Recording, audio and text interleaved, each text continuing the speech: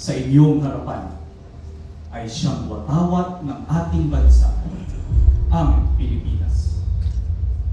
Kumakatawan ito sa isang bayang nagkakaisa na sa bawat himaymay ay may angkop na hugis ng kabuuan. Isang panggeograpikong sakop ng mga lupain na walang kabawasan. Isang republika, demokratiko, malaya at nagsasarili. Ito ay siyang sagisag ng ating pambansang kalayaan na nagsasalarawan sa lahat ng kaakit-akit at dinadakila sa buhay ng Pilipino.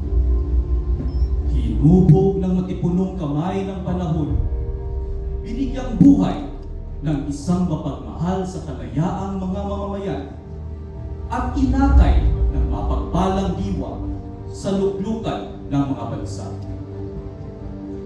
Naging palagiang palatandaan ito ng ating mga pagmamana at nabubuhay ng mga sagisag ng ating karapatan nang tayo'y isilang.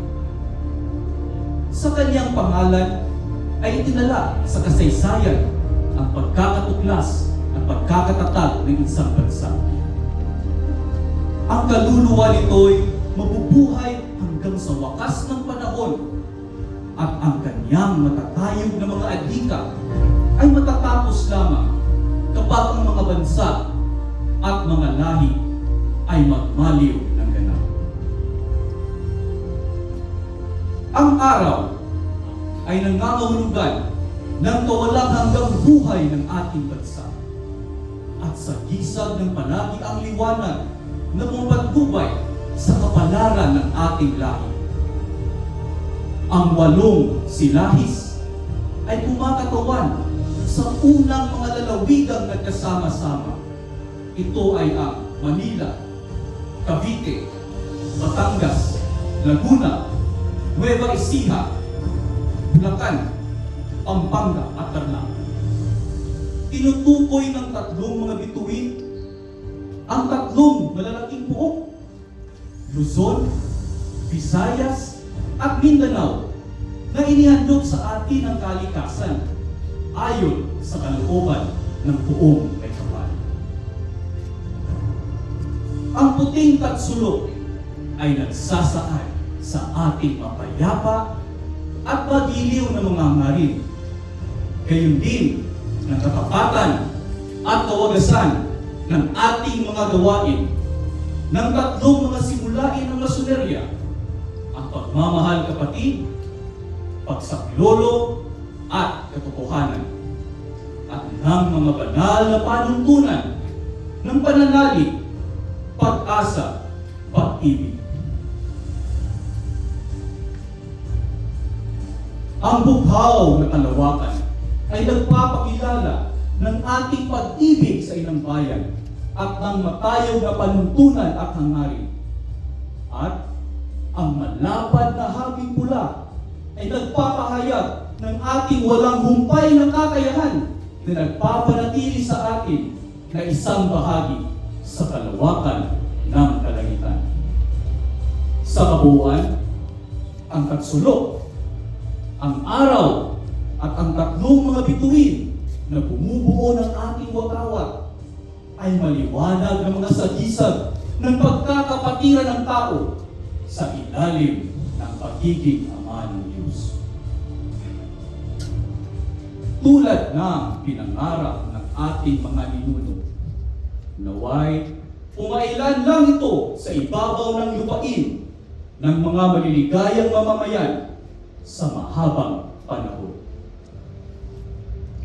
Hayon ang ating watawat, bumawagayway, isang sagisag ng pambihirang ganda at makabayang kahulugan. Ang palagiang ulirang pananglaw ng ating mga mamamayan sa isang mapayapa, nagsasarili at madayang pamumuhay. Magpugay kayo rito, sapagkat ito ang kabuang ganap ng kaligayahan ng ating mga ninuno sa panahon ng mga siglong nagdaan.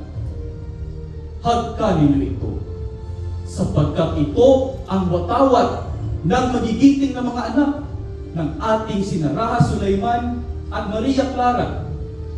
Damhin ninyo ito sa inyong dibdib, sapagkat ito ang banal na watawat ng minumutyan nating Pilipinas.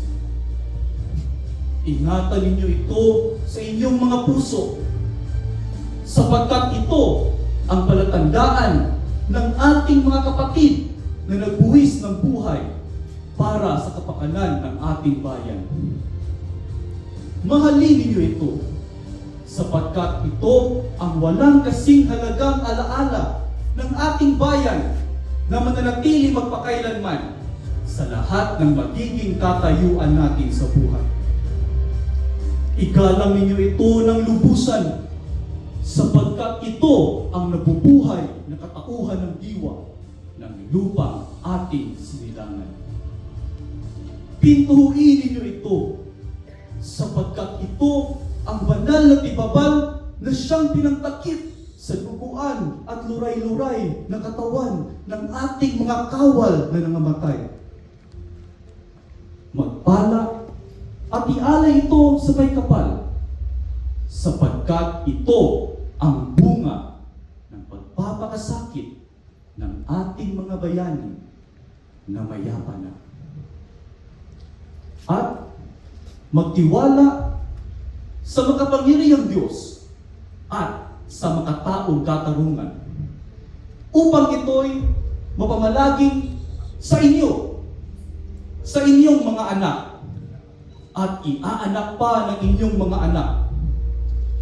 Luwalakihin at lalong higit na pagpalain ng ang mga namatay sa kapakanan nito, sana'y di nangamatay ng walang